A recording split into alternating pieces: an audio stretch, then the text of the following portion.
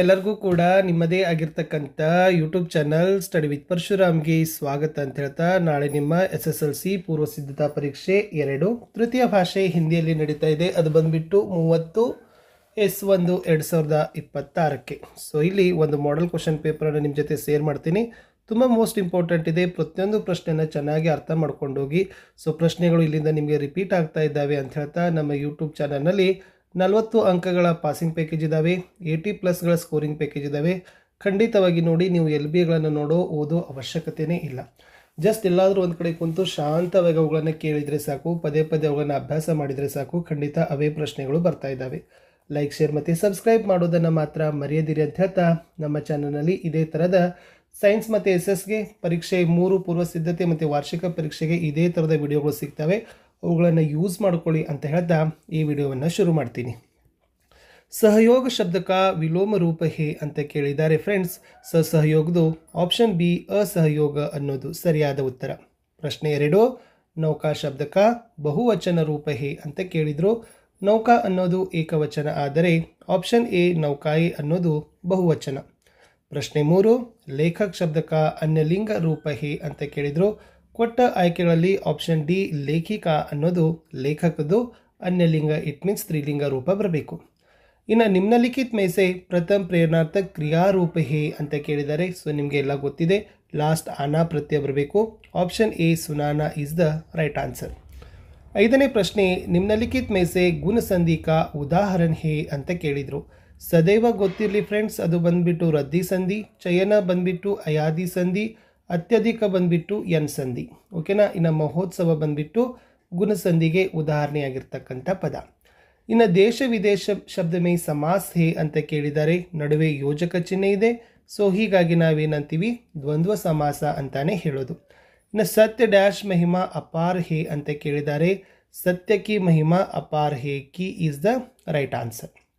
ಇನ್ನು ಆಪ್ನೆ ಚಶ್ಮಾ ನಹಿ ಲಗಾಯ ಥಾ ಅಂತ ಕೇಳಿದ್ರು. ಇದು ಯಾವ ಒಂದು ವಿರಾಮ್ ಚಿಹ್ನ ಅಂತ ಕೇಳಿದ್ರು. ಆಪ್ಷನ್ ಸಿ ಪ್ರಶ್ನಾರ್ಥಕ ಚಿಹ್ನ ಅಂತಕ್ಕದ್ದನ್ನು ನೀವು ಬರೆದ್ರೆ ಅಂಕಗಳನ್ನು ಕೊಡ್ತಾರೆ. ಅನುರೂಪತಕ್ಕೆ ಹೋಗೋಣ. ಜಲಾಲುದ್ದೀನ್ ಅಂತರಂಗ ಮಿತ್ರ ಶಂಸುದ್ದೀನ್ ಚಚರೆ ಭಾಯಿ. ಸರ್ ಎಂ ವಿಶ್ವೇಶ್ವರಯ್ಯ ಮಹಾನ್ ಅಭಿಯಂತ.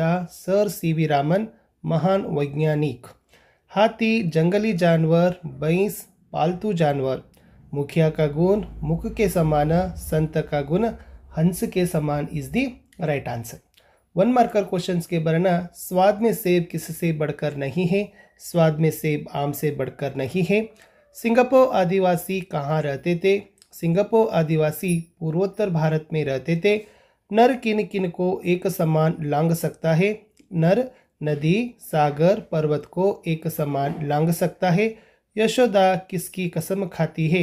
यशोदा गोधन की कसम खाती है ಅನ್ನೋದು ಉತ್ತರ ಇತ್ತು. 2 ಮಾರ್ಕರ್ಗೆ ಪ್ರಶ್ನೆಗೆ ಬರೋಣ. ಪ್ರಶ್ನೆ 17, आशी अम्मा जी अब्दुल कलाम को खाने में क्या क्या देती थी. आंसर, आशी अम्मा बालक कलाम के सामने केले का पत्ता बिछाती, उस पर चावल गर्मा गर्म स्वादिष्ट सांभर डालती थी, नारियल की ताज़ी चटनी और घर का बना अचार भी परोसती थी. ಇನ್ನು ಕಾಶ್ಮೀರಿ ಸೇಬ್ ಪಾಠಕ ಆಶಯ ಕೇಳಿದ್ದಾರೆ, ಸಂದೇಶ ಕೇಳಿದ್ದಾರೆ. ಅದು ಕೂಡ ನಿಮಗೆ ಮೋಸ್ಟ್ ಇಂಪಾರ್ಟೆಂಟ್ ಆಗಿರ್ತಕ್ಕಂಥ ಪ್ರಶ್ನೆ. ಏನಪ್ಪ ಅಂದ್ರೆ, बाजार में होने वाले धोखेबाजी पर प्रकाश डाला गया है. खरीदारी करते समय हमें सावधानी बरतनी चाहिए, नहीं तो धोखा खाने की संभावना होती है. ಇನ್ನು लेखक ने मंत्री को क्या समझाया ಅಂತ ಪ್ರಶ್ನೆ ಇತ್ತು. लेखक ने मंत्री को समझाया कि ऐसा हरगिज मत कीजिए. ईमानदारों के सम्मेलन में पुलिस ईमानदारों की तलाशी ले, यह बड़ी अशोभनीय बात होगी. फिर इतने बड़ी सम्मेलन में थोड़ी गड़बड़ी होगी ही ಅನ್ನೋದು ಇತ್ತು. इन गांव को आदर्श गांव कैसे बनाया जा सकता है. बच्चों ने गांव की सफाई की. गांव का कूड़ा कचरा एक निश्चित जगह में डाला. गांव के चारों तरफ पेड़ पौधे लगाए. गांव के गड्ढों को मिट्टी से ढांपे.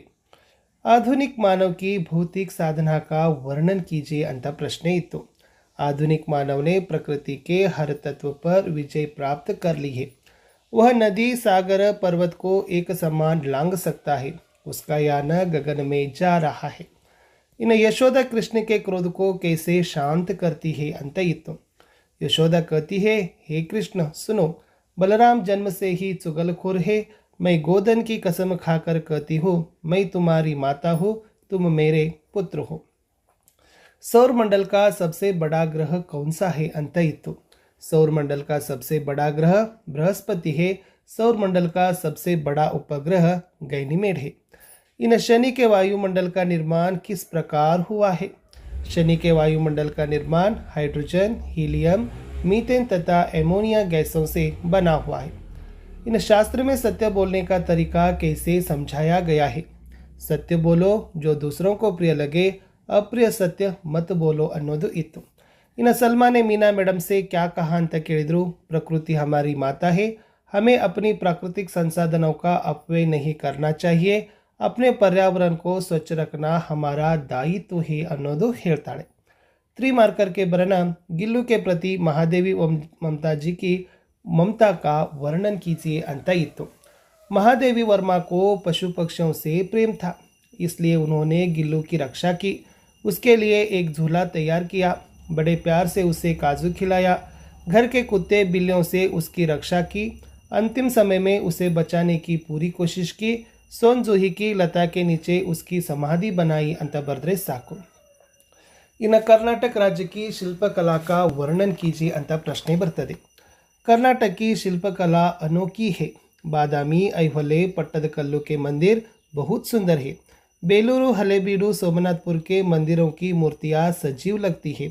श्रवण बेलगोल के गोमटेश्वर की 57 फीट ऊंची मूर्ति दुनिया को त्याग और शांति का संदेश देती है अंत बर्द्रे साಕು।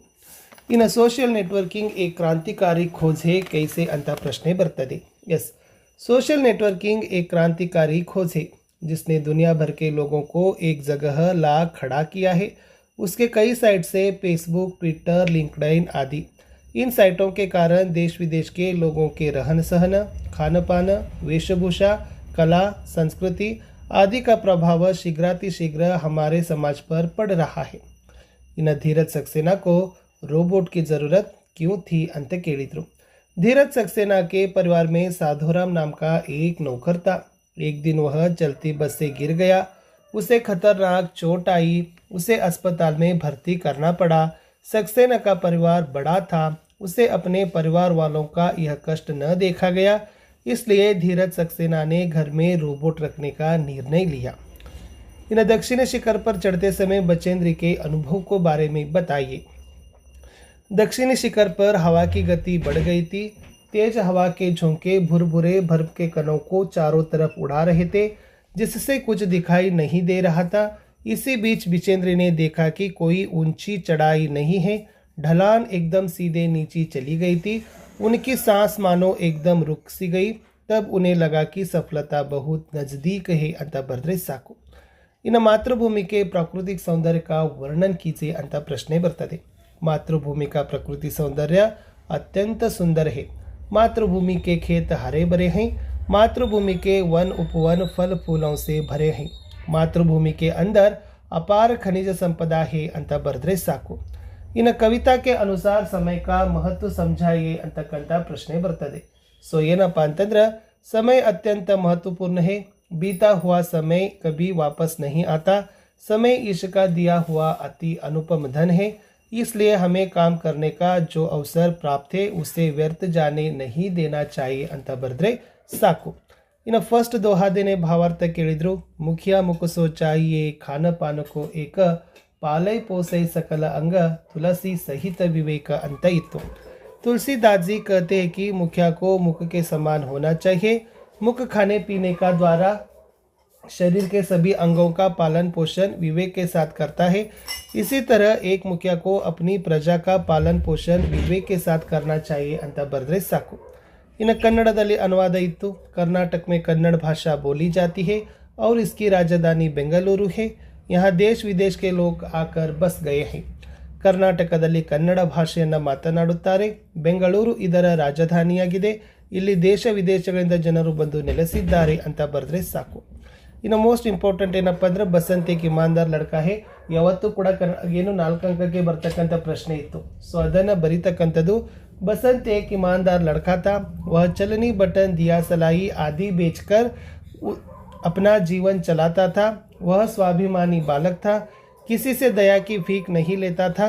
मोटर दुर्घटना में घायल होने के बावजूद उसने राजकिशोर के पैसे अपने भाई के हाथ में देकर वापस लौटाया। इस प्रकार बसंत एक ईमानदार और स्वाभिमानी बालक था ಅಂತ ಬರೆದ್ರೆ 4 ಮಾರ್ಕರ್ ಕೊಡ್ತಾರೆ। ಇನ್ನು पद्य अंतनु सिंपल इतु। असफलता एक चुनौती है, इसे स्वीकार करो। क्या कमी रह गई देखो और सुधार करो। जब तक न सफल हो नींद चैन को त्यागो तुम। संघर्ष का मैदान छोड़कर मत भागो तुम ಅಂತ ಬರೆದ್ರೆ ಸಾಕು। ಇನ್ನು ಖೇಲೋं का महत्व ಇದೆ। ಸೊ ಸಿಂಪಲ್ ಆಗಿ ಒಂದು 15 ಸಾಲುಗಳನ್ನ ಬರಿಬೇಕು। ಪ್ರಸ್ತಾವನಾ, ಖೇಲದ ಪ್ರಕಾರ ಆಗಿರ್ಬೋದು, ಖೇಲದ ಲಾಭ ಆಗಿರ್ಬೋದು, ಅವುಗಳನ್ನು ಬರೀರಿ। ಇನ್ನು ಗ್ರಾಮ ಸುಧಾರ್ ಬಗ್ಗೆ ಒಂದು ಕೊಟ್ಟಿದ್ದಾರೆ, ಸೊ ಅದನ್ನು ಕೂಡ ಪಾಸ್ ಮಾಡಿ ನೋಡ್ಕೊಳ್ರಿ। ಬಟ್ ಮೋಸ್ಟ್ ಇಂಪಾರ್ಟೆಂಟ್ ಏನಪ್ಪ ಅಂತಂದರೆ ನಿಮಗೆ ಇಂಟರ್ನೆಟ್, ಜನಸಂಖ್ಯಾ ಮತ್ತು ಯಾವುದು ಕರ್ನಾಟಕಿ ಮಹಾನತ, ಅದನ್ನು ಚೆನ್ನಾಗಿ ನೀವೇನು ಮಾಡಬೇಕು ನೋಡಬೇಕು। ಇನ್ನು ಲಾಸ್ಟ್ ನಿಮಗೆ ಚುಟ್ಟಿ ಪತ್ರ ಕೇಳಿದ್ದಾರೆ, ಕೊಯ್ ಸಕಾರನ್ ಇದೆ। ಸೊ ಫಸ್ಟ್ ದಿನಾಂಕ ಬರೀರಿ, ಪ್ರೇಷಕ್ ಬರೀರಿ, ಆಮೇಲೆ ಸೇವಾಮೆ ಆದರಣೀಯ ಮಹೋದಯ ವಿಷಯ ಅಂತ ಬರೋದು ಲಾಸ್ಟ್ ಪತ್ರದ ಸಮಾಪನ ಮಾಡಿದರೆ ಅಂಕಗಳನ್ನು ಕೊಡ್ತಾರೆ। ಸೊ ಸಿಗ್ತೀನಿ ಇನ್ನೊಂದು ಹೊಸ ವಿಡಿಯೋದಲ್ಲಿ, ಬಾಯ್।